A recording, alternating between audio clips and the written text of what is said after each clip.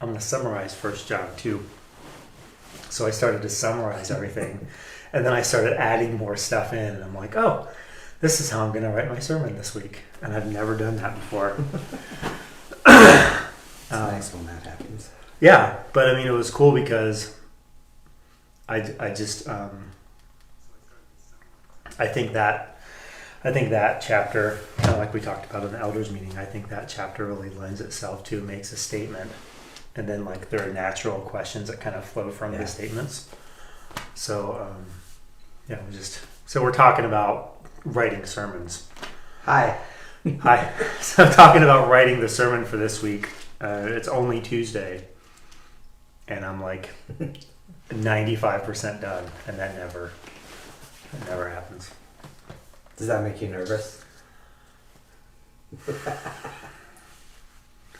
What makes me nervous about it is... I'm done. Now what's going to happen to make it change between now and Sunday? Well, yeah. Well, not only that, but Wednesday is usually my regular sermon writing day.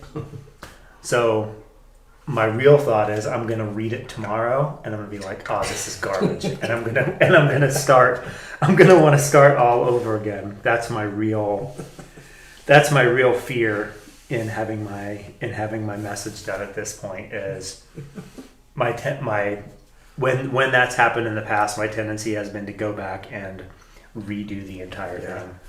And I don't want to because I really like what I have. So, I don't know. Pastor problems. Do you write things, like how are you in terms of prep in advance for messages and stuff like that?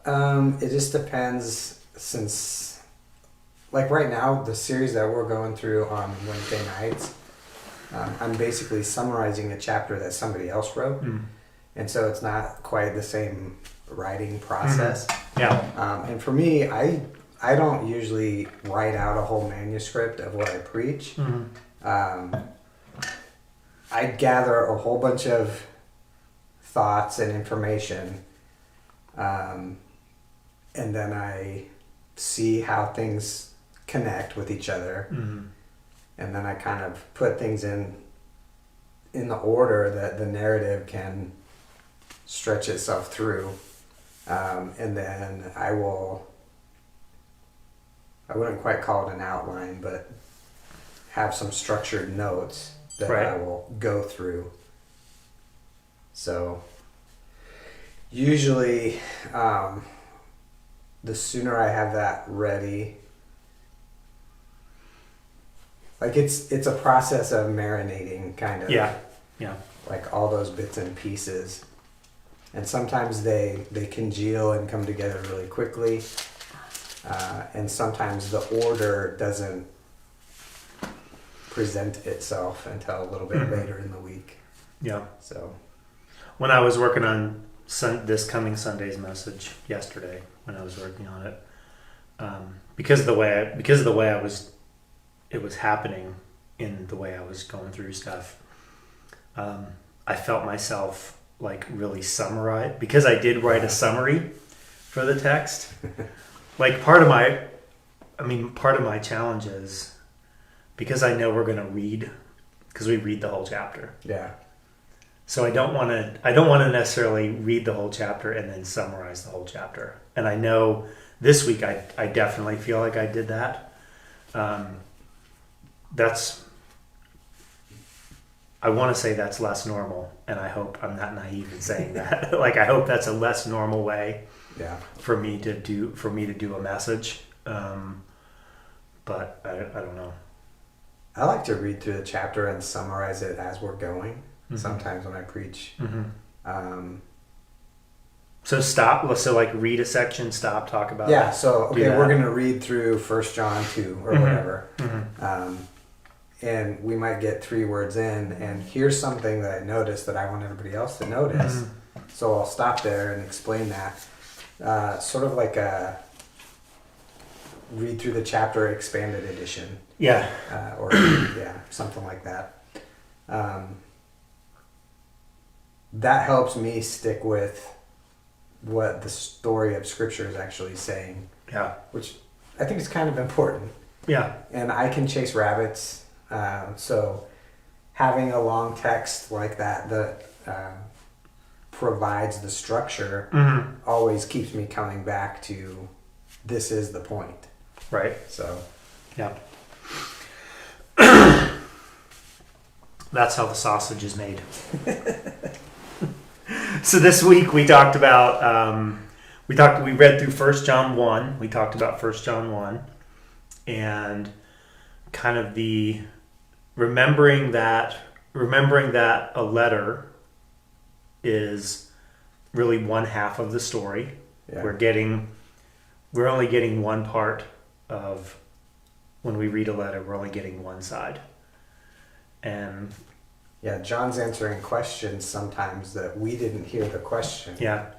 And so, yeah, that makes a difference in how we understand. Yeah. And he doesn't explain things like I know that I've talked to people when just in Bible study or small group or whatever, where we read a text and we talk about it and we explain it.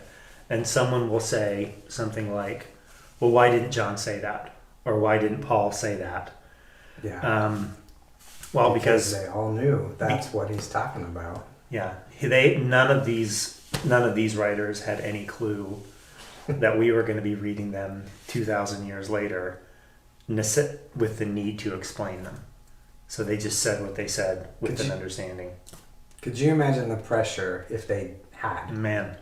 Like, hey, somebody in 2,000 years is going to be reading this. Millions of people all over the world in language that you don't even know. Right. They're going to be reading what you wrote and trying to live their lives in a way that reflects the truth that you share. Yeah. Talk about writer's block. Yeah.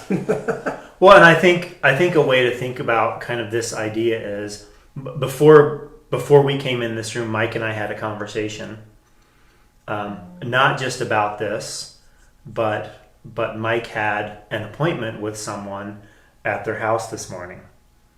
So if I were to just say, Mike, how did your appointment go today? Like, you would tell me, and I would have a complete understanding of what you were talking about. It went really well. The measurements were all the way they should be. So now you could jump to some crazy conclusions right now. Exactly. So that's why at the beginning of our time on Sunday, we explain some of the background that's going on. And that's important for us to understand. I was the Bible Project, which I talk about all the time. The Bible Project is doing a series right now on understanding the letters. And this morning as I was listening to this week's podcast, they were talking about this very thing of how it's easy for us to understand what we were talking about, but for someone else not knowing that larger cultural context, it's easy to get lost in that, and it's easy to reduce the Bible to a series of like encouraging sayings. Yeah. And that's not what John's doing in this. He's addressing a specific thing. And that specific thing was Gnosticism. And I think maybe it could be easy for us to be like, well, Gnosticism, like, what does that have to do with us? Why do we care about, why would anyone in that room on a Sunday morning, or the 3 people that are now watching this because we bored the rest of you to tears, like, why would any of us care about Gnosticism? Well, do we even understand what we mean when we say Gnosticism? Right. I have an understanding because we threw that word around at Bible college my first year. Mm-hmm. And I asked, what are you talking about? Right. What is that? But yeah, if we don't understand what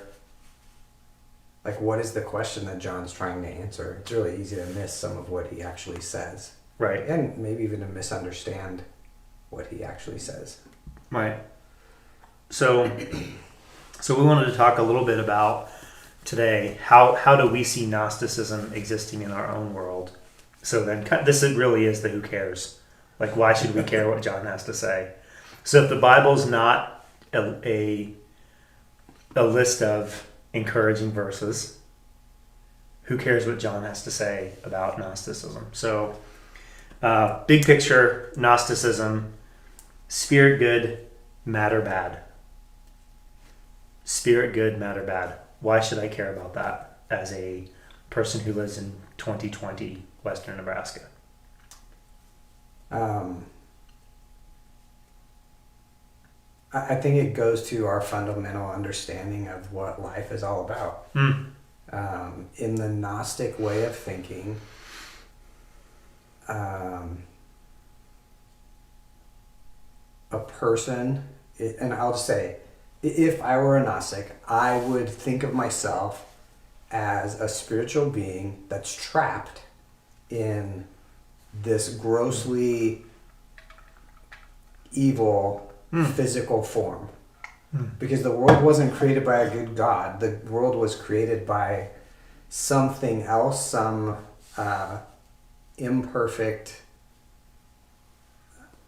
maybe negatively motivated demigod type of situation.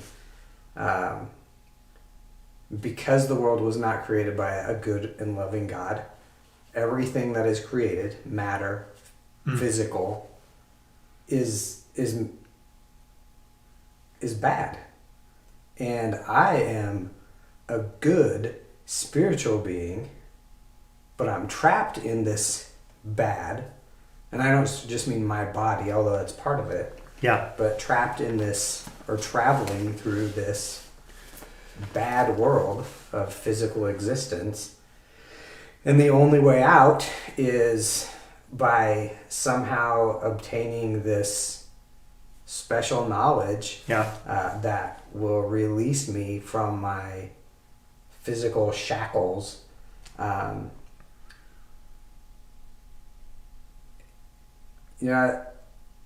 It's easy to see how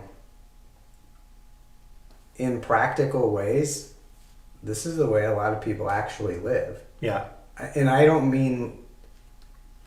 A lot of Christian people live this way. With this resignation that we just have to make it through this world to the next world. We have to make it through life on earth, where everything disintegrates and falls apart, deteriorates, to make it to heaven, where there's no more tears and no more sorrow. And we can take verses and we can structure a story where that makes a little bit of sense. I can understand how Gnosticism would have gathered some momentum in the early church. Especially in the Greek context, because that was already a part of, like, the matter is bad and spirit is good. That dichotomy was already in play in the Greek-speaking world that the church grew up in.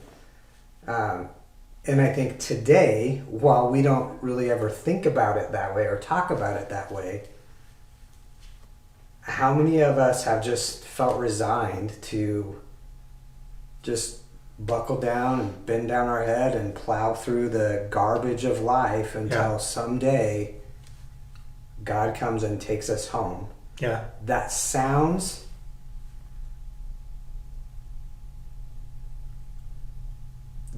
spiritual. That sounds right, maybe. In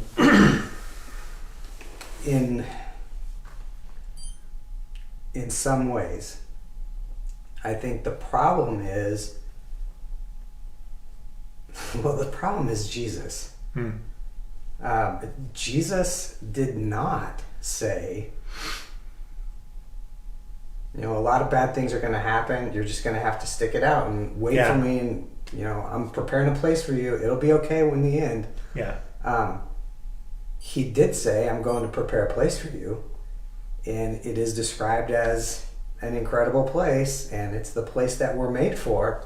But in the meantime, we're not just stuck here. We have a responsibility to bring the kingdom here in every way possible.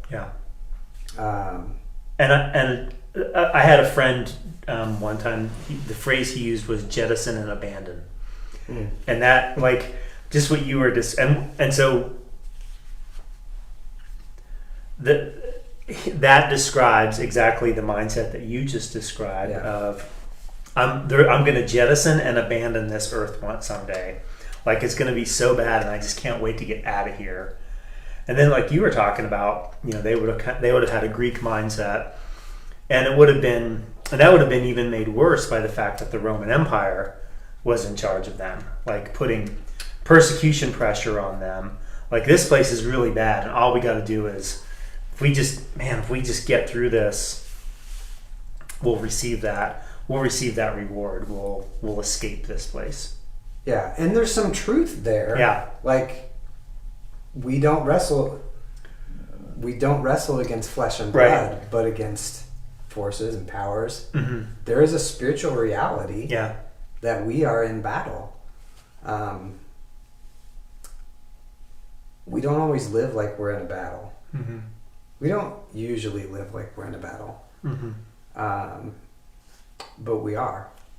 And I think when we're not aware of that fact, it's really easy for us, when horrible things are happening, to kind of throw up our hands and say, well, it's just because this world is so messed up. And not even that the world is messed up, but in the Gnostic way of thinking, the world is bad. Mm-hmm. Flesh and blood are bad. Physical existence is bad. Mm-hmm. We just have to put up with it until we're released. Right. While Jesus came to set the captives free, that's really not what he was talking about. He's not offering us release from our physical existence. The new heavens and the new earth are described in physical terms. Mm-hmm. Maybe that's because that's all John had to work with, or other biblical writers had to work with when they talked about it. But if, and this gets to the heart of what John was talking about in battling this early heresy, really before it even gathered a full head of steam. Mm-hmm.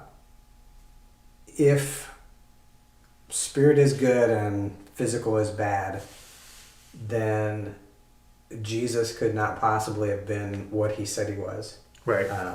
Jesus was born a fully human being in every sense of that word. And if everything physical is bad, then either he wasn't physical or he wasn't actually good.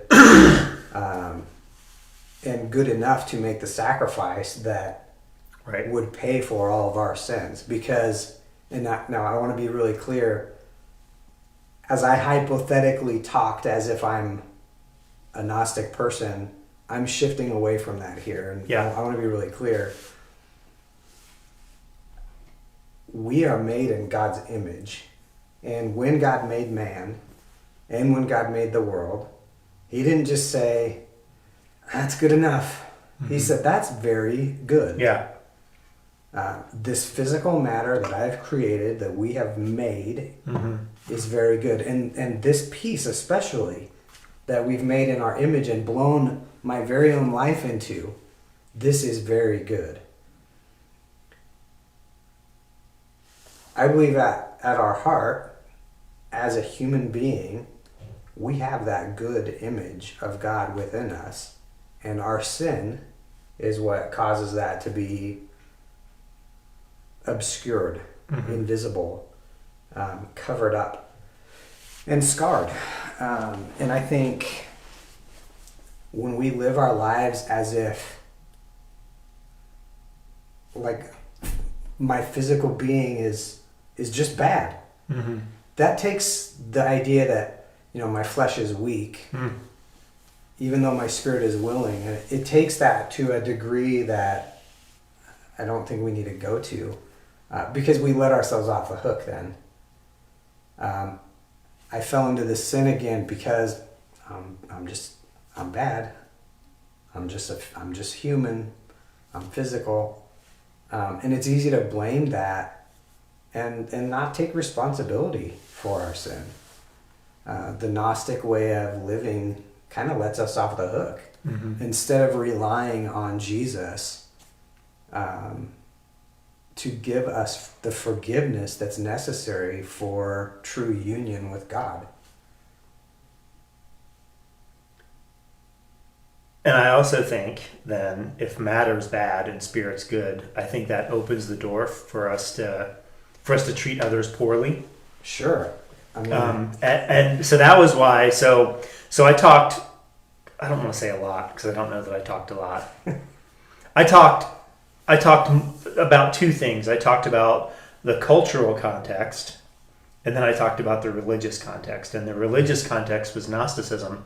The cultural context of the Roman Empire was a culture that was built on status, rank, and I can't remember what the third word was. I just had it a second ago, but it was built on status and rank. yeah, So you can see how if spirit is good and matter is bad, and there's a special knowledge and a not special knowledge, how that fits right into class. How that fits right into a culture of status, class, and rank. yeah. So if I have more special knowledge than you do, like that only enhances my status. Yeah. It only puts me into a higher class, into a higher rank. And then that starts creating all of these divisions. And when we read through other letters in the New Testament, and we read through the Gospels and we see the way Jesus interacted with people, it's about a unity of, or a lack of status, class, and rank. Yeah. It's about a unity of all people, regardless of where you fit. And that's why Paul says things like, in Christ there's neither slave or free, or male or female, or Jew or Gentile, and all of these other things. Like there's an elimination of those things in what's being proclaimed by Jesus in the Gospels and what John is talking to us about. Yeah, I think the thing with secret knowledge, it's not hard to imagine how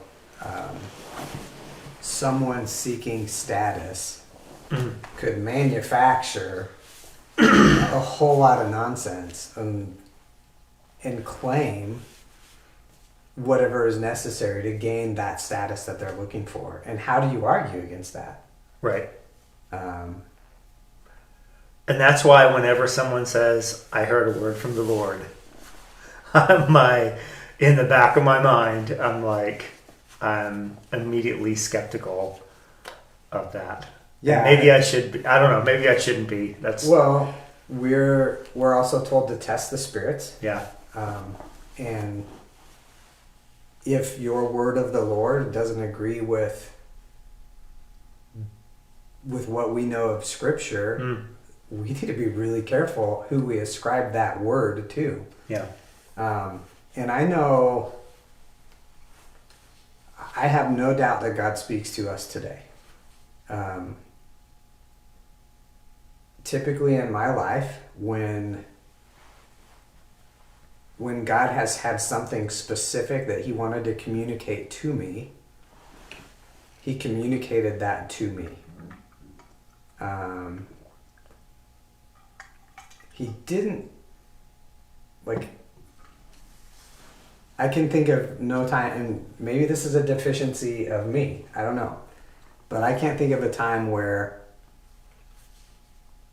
God gave me, this is specifically what you need to go tell this person they're doing wrong. And that often is what it comes down to. That's not to say that he can't do that or won't do that.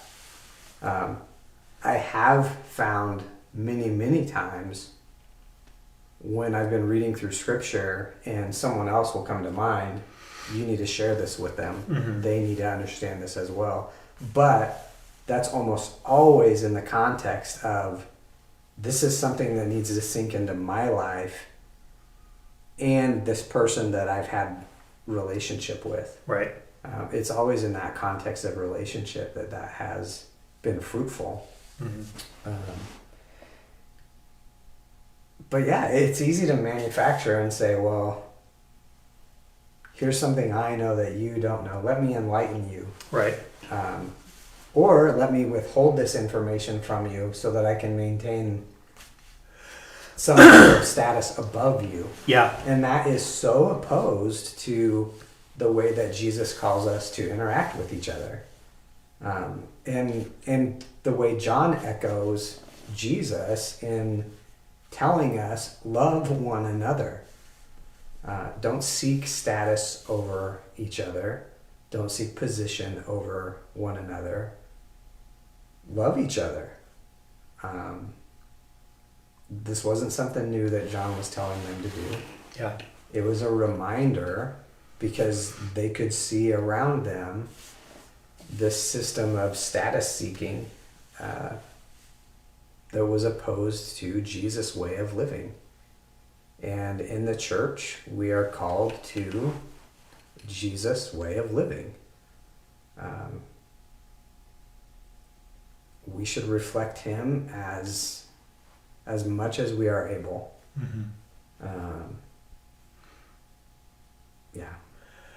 One of the things that comes to my mind is you were talking about, especially about special knowledge. Usually, so I have this knowledge over you. One of the things that I've seen and experienced from people is, I feel like I can't become a Christian because I don't know enough. I can't. I've heard this from a number of people. So if you're one of those people who shared this, I'm not talking to you. But I've heard people say I can't, for instance, so I can't go to a Bible study because I don't know enough, or I can't go to Sunday school because I don't know enough. So I think there's a level of maybe reverse Gnosticism. Yeah. In that, because I don't have all of the information I need, I really can't come and participate in this thing because I'm not smart enough. So what we're trying to do here is talk about why does Gnosticism matter today? So I would in this, thinking about knowledge in particular, it's not about knowledge, and we're going to talk more about this on Sunday. But that's how I've seen that special knowledge come out. On the flip side of me having special knowledge that I lord over you or I hold over you, the flip side is, man, I don't know anything. So how can I possibly come and get or have anything to offer in this conversation? So, church friends, we need to be really careful how we're communicating. And even how we're communicating with each other, because people outside of our bodies are feeling like they can't even pass the entry exam. Yeah. And we need to help them understand there's no entry exam. There is no, you have to pass this bar in order to come and be a part of what God is doing here. We need to communicate. Not only is there no special knowledge that we have to gain to be saved, to be freed from our physical being,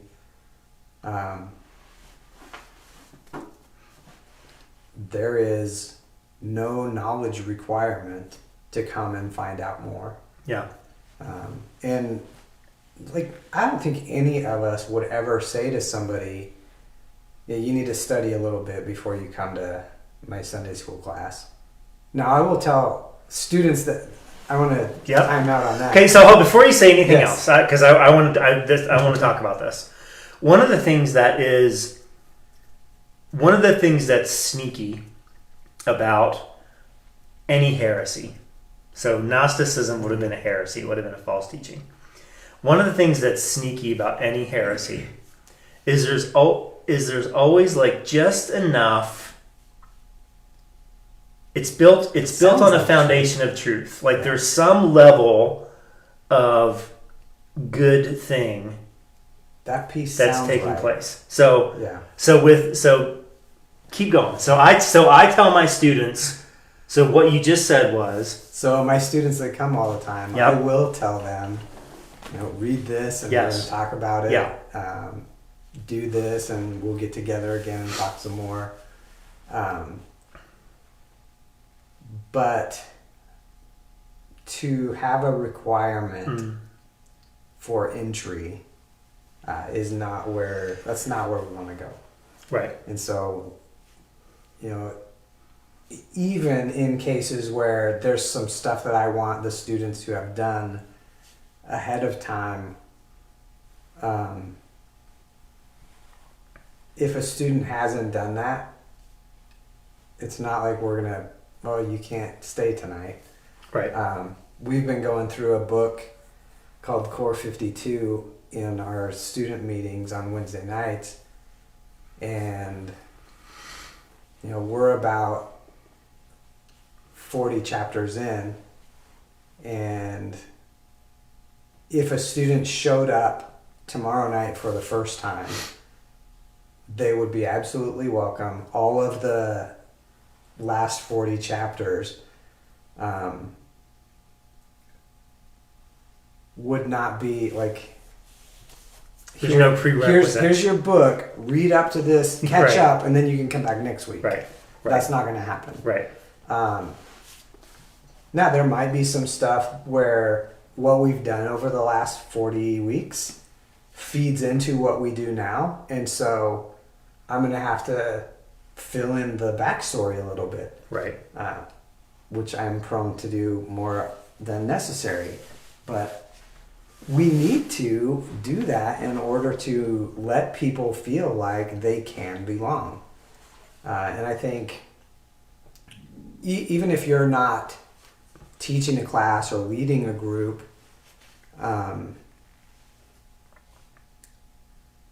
we need to help people understand where the starting points are. Mm-hmm. And where the starting point is wherever they are. And if there may be groups that have to be there that need to be structured in certain ways, but there have to be in the church. We have to make, by the way we live our lives, we have to make open doors that any person, regardless of their level of biblical knowledge, can walk through that door to find out more about who Jesus is. That's at the heart of what we're all about. We love the Bible and we love learning what the Bible says. We love learning about the Bible. But at the heart of all of that is not being able to pass a Bible knowledge test.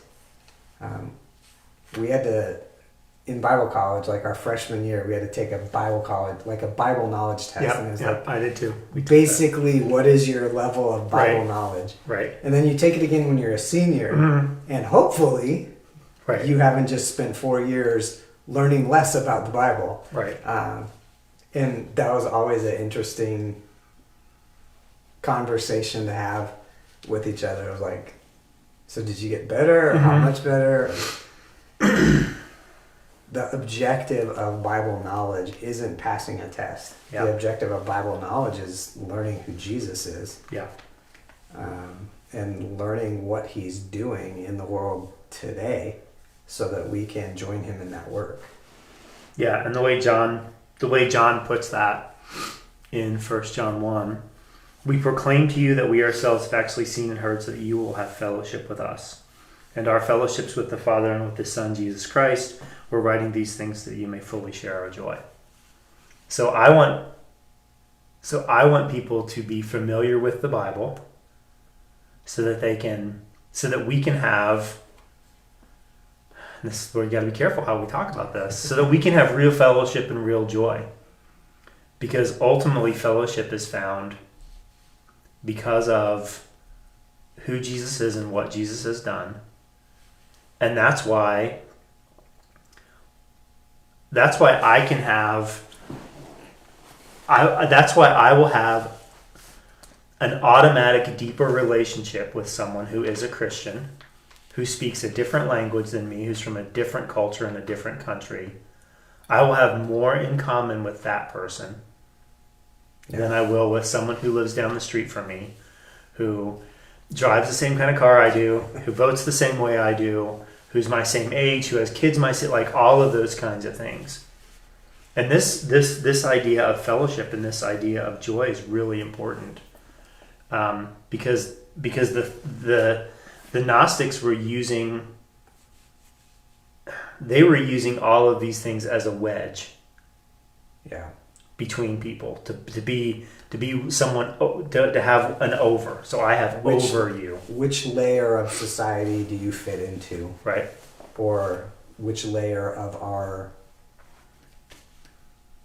cult or church or whatever the group is. Right. Where do you fit in the pecking order? And what Jesus taught us and what John is emphasizing here is fellowship really doesn't have anything to do with the pecking order or where you fit. It has to do with what is the mission that has brought us all together. And for John, that was Jesus. Yeah. Can I say it's really weird to sit here and listen to Mike refer to John, the writer of this book, with me sitting here and my name is John? Like, I just found that was so strange. Even on Sunday, when I was reading those questions, it was like, in this, John said that. And like, I didn't. Yeah, it's just so weird that term. It's so weird to sit here, especially when you gesture. And I know you're I know you're gesturing about John, the writer of the book, but it's just really strange to be named John and talking about like in this obscure third person category. It's just really strange to me. So you get for having a Bible name, I guess. Yes, yep, exactly. So we wanted to just talk about how we tend to experience Gnosticism today. It's not just some ancient thing. It's very much had an influence for 2,000 years. You talked about Greek thought. Early it even comes out of that. So, like I think of, I remember when I was in Bible college the first time, there was a lot of conversation like about secular and Christian music, and I think anything that kind of divides like those kinds of worldviews has some roots in Gnosticism. Where we tend to see like some things, that's of the world, so that's bad. This is of the spirit, so that's good. I think that's very much the same kind of thinking. And like you said at the very beginning, well, all things are spiritual. I mean, when God created everything, he said this was good. So that tells me that the creative order, or the created order, in its original status, was good. All things.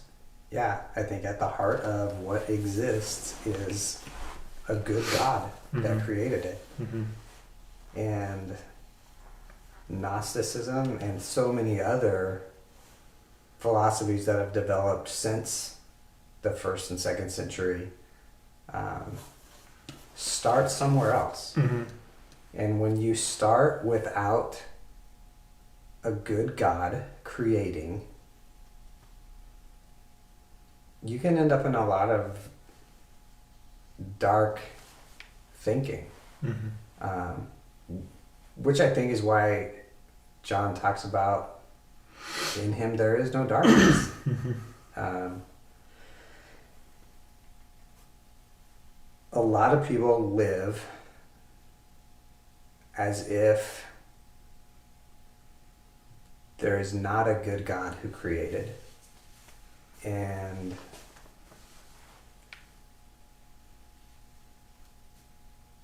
in the end of that, we will never find life to the full that we were created for. We can live life to the full. I think we all want that. Mm-hmm. And I don't mean life to the busy or... Right. Like, we want to live a meaningful life. We want our life to matter. And when we start with a good God who created, he gives us all kinds of ways for that to be possible. Mm-hmm. And it's not through gaining some special knowledge that someone else doesn't have. It's through knowing his son, Mm-hmm. who lived without the sin that we all live with, and sacrificed himself so that we could be reunified with that good God that made us for a meaningful life. But like I said, with so many philosophies that start without that good God that created, we miss out on so much of what matters Mm-hmm. about the life that we live. Mm-hmm. And that's the good news of Jesus. In a nutshell. This week we're going to read 1 John chapter 2. So in a don't show up if you don't read it way, you should check out 1 John chapter 2. I think there are 29 verses, 28 verses, something like that. It would truly be beneficial. 29, I was right the first time. It would truly be beneficial for you to spend some time reading 1 John chapter 2 before Sunday, so that you'll have a framework for what we're going to be talking about. Because we're not going to talk about everything in it. We don't talk about everything every week, believe it or not. There are going to be things we don't talk about this Sunday from the text. But you might read something that we don't talk about and have a question. And that's what we want this time to be about. Is the opportunity to ask questions of things maybe that we cover or maybe that we don't cover, so that we can talk about it. Yeah, it was really hard a few weeks ago going through all 5 chapters and not talking about a lot of things. Yeah. Because there's a lot of things in there to talk about. And so on any given Sunday, there will be gaps that we hope you'll ask about. Right. If you have questions, that's why we throw that number out there all the time. And our own numbers, if you don't want to ask on a video or if you don't want to wait a week for an answer, we are easy to reach and eager to dig into the Word and find what we can. Yep. So thanks for watching today. We will 1 John chapter 2 this week, and we'll just continue to do that. And we look forward to seeing you hopefully live on Sunday. Well, hopefully either in person or live on Sunday. You can see us. So have a great rest of your week, and we just look forward to continuing this journey that we're all on of learning who Jesus is. So thanks for watching. And see you later.